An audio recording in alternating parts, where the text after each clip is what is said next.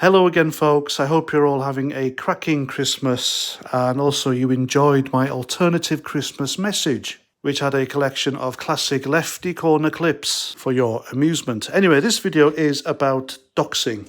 And before you ask, yes, it has happened to me. And to this day, I simply can't grasp the mindset behind it, why anyone would do this, because number one, it's illegal. And number two, it brings pain and suffering to members of that person's family because they have no idea what's going on. And they're wondering why the hell they're getting hate mail and hate phone calls. But in my case, I can only put it down to someone trying to vent their frustration at being bettered all the time. And by doxing me and my family was a way of trying to exorcise me from their head. And as far as I know, I'm still there. And I always will be, 24/7. So anyway, this video isn't about me being doxed, it's about someone else. It's a guy called Jared Schmeck.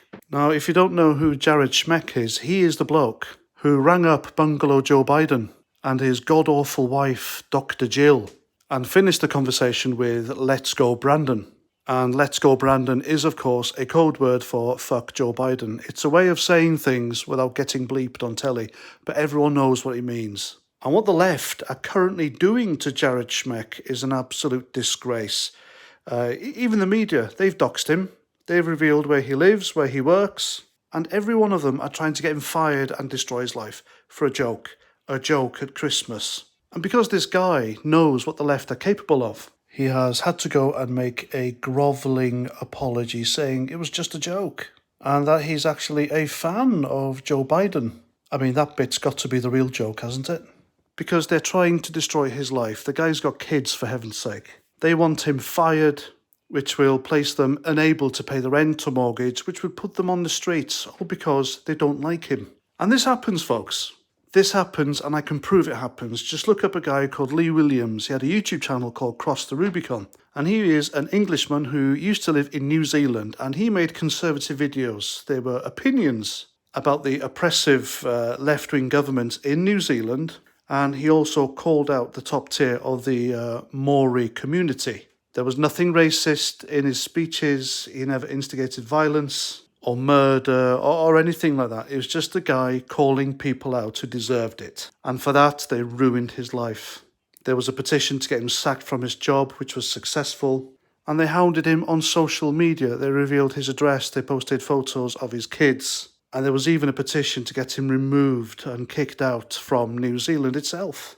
Now, even though the guy doesn't live there anymore, he is still living in their heads 24/7 because these people are still hounding him.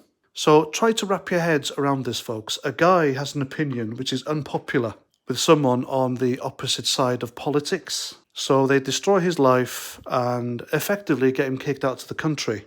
Yet they still post screenshots of his social media page and they're still hounding him. It must be a hell of a thing to have an unhealthy obsession with one person simply because they say hurty words. So anyway, back to Jared Schmeck. Now, what the left refused to admit is that Let's Go Brandon started because someone in the media was purposely attempting to distort reality and cover for the president. So on a live TV broadcast, the crowd was chanting one thing and the reporter knowingly misreported it. The crowd were chanting, "Fuck Joe Biden," and she said they were chanting, "Let's go Brandon," the name of the supercar driver she was interviewing. Of course, they weren't. They clearly weren't. She could have and should have ignored it, but she didn't, and it's had the Barbra Streisand effect.